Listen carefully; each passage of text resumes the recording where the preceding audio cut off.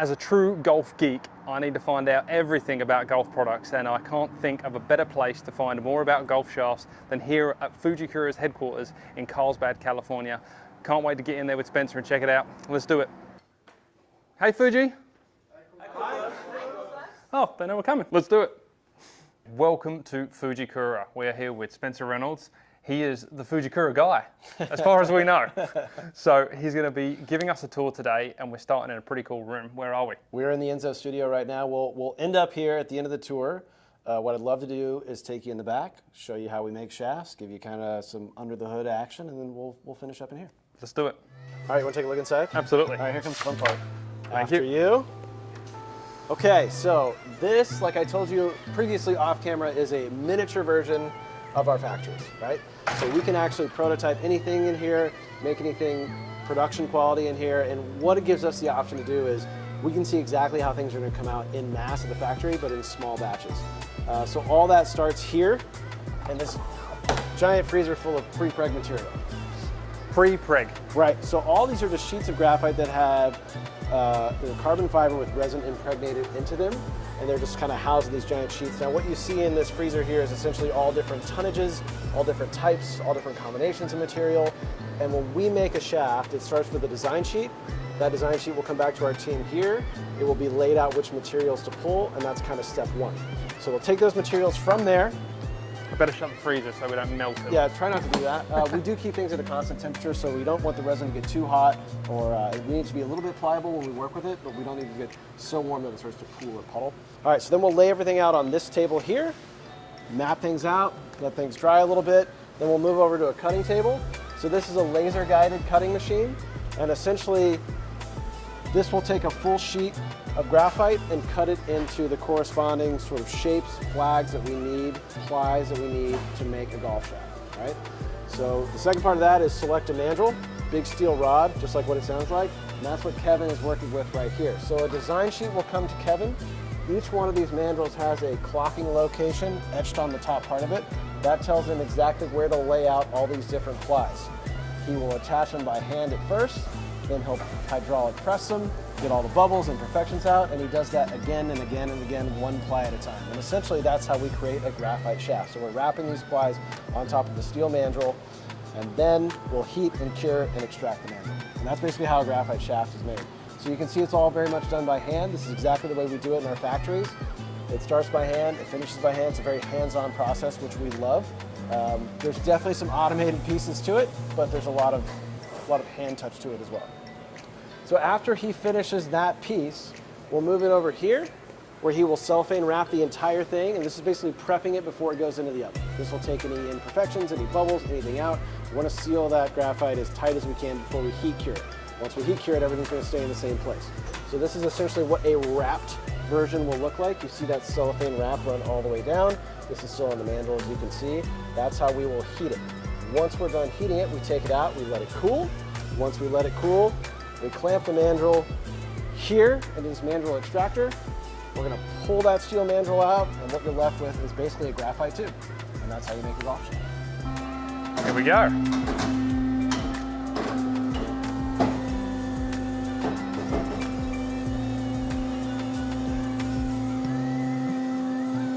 You just got to get the taper past the point, and then you're good. Good to go. So this would be a driver shaft. This is a prototype that we're working with right now, so I can't reveal too many details. The cool thing on my end is that they all look exactly the same to you. Yeah, you can't tell nobody knows. So I can tell you it's just about anything and we're fine. But it is a prototype that we're working with right now. So you can see that got significantly lighter. Yeah. Right. Now we'll take the cellophane off, we'll grind it down, it'll be nice and smooth, and then once we get to that point, that's when we're going to spec out the shaft. So I'll show you that section next, because we like to joke after we make them, now it's time to break them. Yeah. And so I'll show you that next. Awesome. Cool. Before we move on, I don't think people understand how much just went into getting it to here. Yeah. You know, they've cooled the carbon, they've cut the carbon specifically, they've had one guy hand wrap it, he's pressed it, he's wrapped it in cellophane, he's heated it, cured it, let it dry, extracted it, strip it, buff it, then we test it. And we're about halfway there. Yeah. This is a big, big process. So when you're paying a premium for a shaft, there is a reason. You're seeing what's going into it right now. Okay, So now we have the shaft made. We've ground it down, taken all that cellophane off that I showed you, and you're kind of left with this raw looking structure right here. Now this is a very important part of what we do for R&D, is Kevin is running all these through spec checks. So we're gonna look at everything from overall weight, swing weight, CPM, butt flex, tip flex, overall flex. We're looking at literally every part of the shaft that we can. He has a target spec sheet to work off of. Now this works in harmony with what he's already rolled. So if anything here is out of spec, cut it in half and we start over.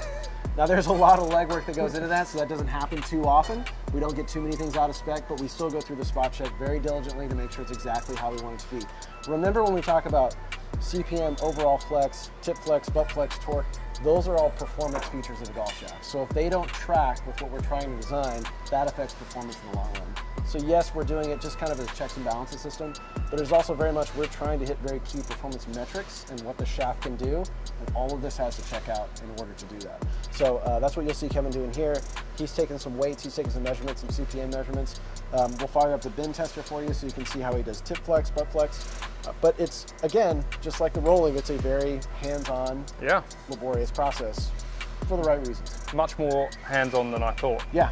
And on this screen, this is actually the secret sauce behind the golf shaft. That's giving the feedback as to what a X Fujikura product should behave. That's exactly what he's trying to meet. And we know, just basically through Enzo analytics and design components, if we hit these target specs, we can expect certain metrics of performance. So that's why everything kind of has to work in unison in order for us to get there. Yep. Yep. Let's see this machine. Yeah, all right, Kevo, fire it up. So you'll see that the shaft is clamped sort of towards the handle section. He's gonna apply weight and pressure and bend. Oh. That's gonna spit out a numerical value, and that's how we determine the tip flex of the shaft. We'll do the exact same thing when we look at butt flex. In reverse. Yep. Okay.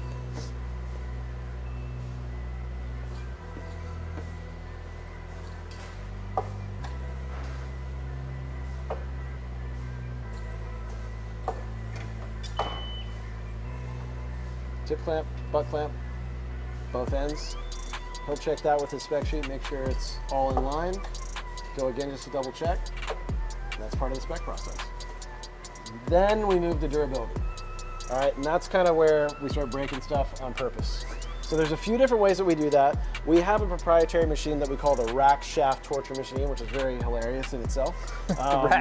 The rack in the old days was much worse than this. Yeah, yeah. Well, it depends. You're not a golf shaft. So You're right. It's very difficult to explain. So this is a cool machine.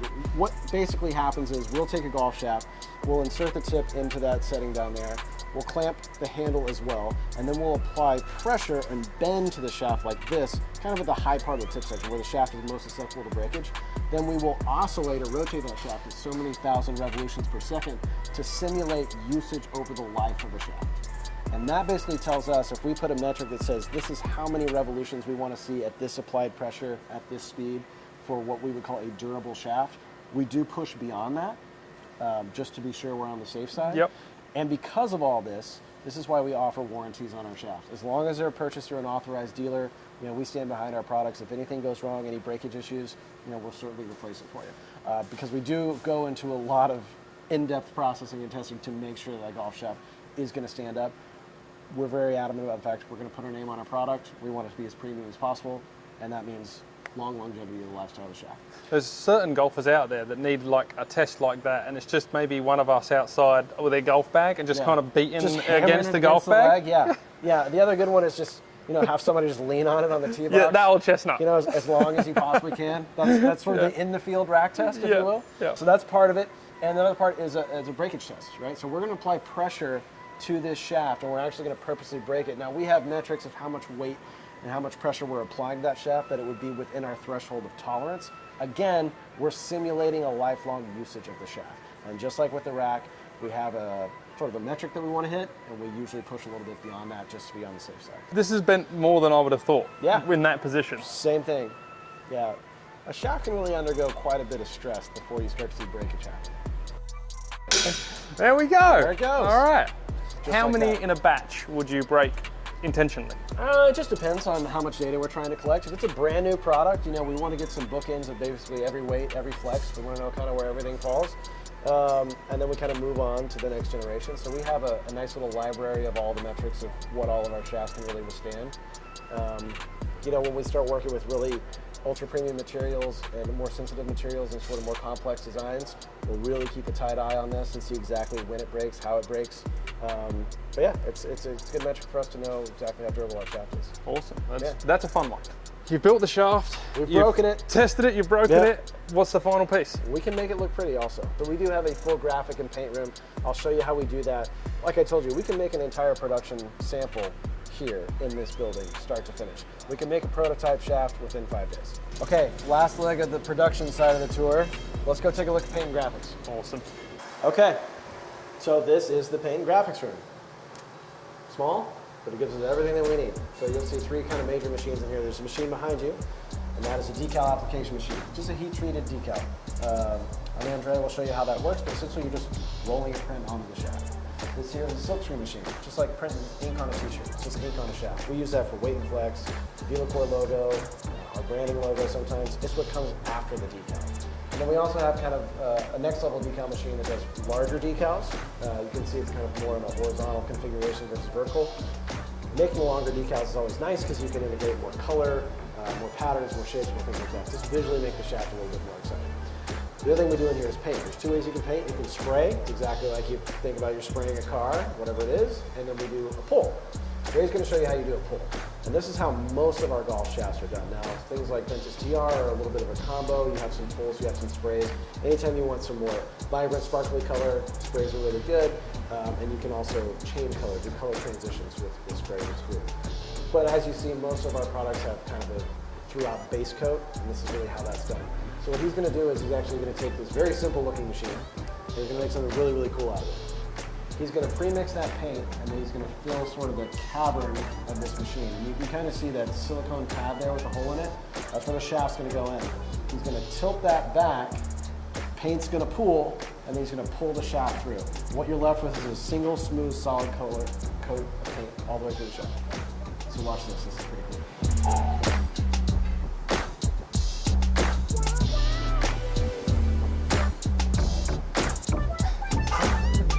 It's like we've just watched magic happen. Like keep in mind, Dre's been doing this for like 25 years. He makes it look real easy. It is not that easy. He's just really good at what he does. But you'll see all these shafts are kind of like pre-treated, right? You see some silvers, you see some blacks. We can mess with colors in a lot of ways. We can do different base coats to make the color darker and more vibrant. So we really run the full spectrum when we're looking at different colored shafts. I mean, there's not just one kind of red, there's not one kind of blue, there's not even just one kind of black or white. We've done them all, and that's kind of all starts here.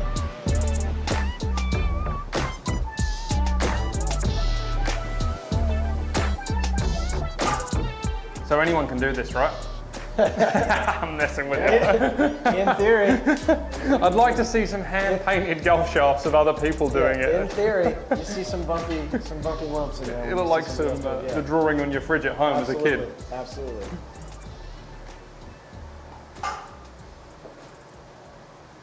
Awesome. Can we see the Can we see the decal? Yeah. Throw it up there.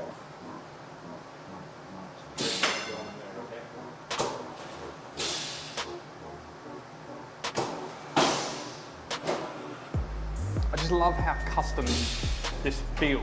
Do you know what I mean? I see potential for just absolutely one-off, like, hey, Spencer, so-and-so's here, you know, let's paint it this color, decal it this color. I see how hard that is. That's the scary part. It's there, right? The potential is there, and it's fun. Dre and I get to have a lot of fun together working on prototypes and stuff like that. There's some really cool stuff that unfortunately never really sees the light of day. There are some really cool prototype stuff that we do limited editions. You know, we do our stuff with Folds of Honor every year where we have some kind of cool camo decals. We do some limited edition one-off social media giveaways. So some of it does get out, a lot of it's R&D purpose. But the fun thing about R&D is it kind of sets these big boundaries of what's possible, and then we tailor that in when we make a production product. Right. So every product that we make, we want it to be cool and fresh and unique and new. And even though this is a pretty simple sort of operation between pulling paint and rolling a decal on, a lot goes into that decal design, a lot goes into that paint. What we want for the end user is to be like, oh, it's really cool. It's a great looking golf shaft. It just takes a lot of steps to get there sometimes. Another piece I really love about this is it feels, and I know you're not making every shaft here, but the personality, you know, Kevin up there is rolling the pre-peg. He's there testing it, he's there breaking it. Dre here is painting it, it feels so personal and it is. feels so high end, and that's what you deserve for a Ventus product, or a Fujikura product as a whole. We have a very small team. Fujikura America is only about 24 employees. That includes everyone in this entire building. So everyone takes extreme ownership in what we do, and we all do a little bit of everything.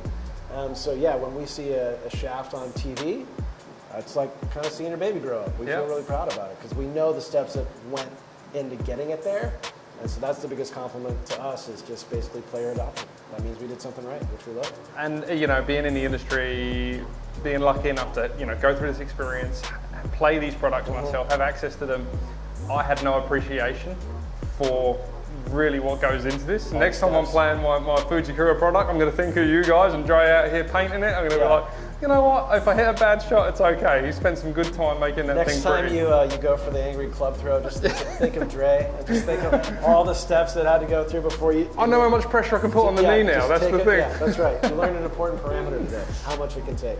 One last thing, we do some custom laser etching here. Primarily we do that for our demo products. It's kind of a cool machine, and we'll show you how that works as well. That's it. So you can plug anything into this thing? Yeah, I'm going to show you guys kind of a Fujikura prototype logo, but all we're doing when we etch is we're just taking a layer of paint off, and you're just going to see the raw graphite in there. Okay. And that goes for any time you do it? Yeah. Can you, could you effectively, if you had a different base layer, could you just get in through the top layer into the base? It'll take more than that. It's not that precise. You'll always lose a little bit. You can't get down to the millimeter of paint. But what you can do is you can sometimes paint fill that etching. Oh, internal, yeah, right. Which is a cool way to do it. So a lot of times we do etching on a shaft that already has a darker base coat, like a black or maybe a dark blue. We can put some silver paint in that etching to make it pop out a little bit. Nice. Well, this has got a little bit of wiggle to it. Yeah. Doing a lot of work. Sick. So you get a close-up of that in there. Okay, so we did the tour of the factory, mini factory. So God knows what the full factory is like. Like that, but bigger. But way bigger. Thank you so much for taking the time. You're very welcome. You got it. And I look forward to getting into some of this Enzo stuff. Yeah, let's talk about that next. That'll be cool. Awesome. All right.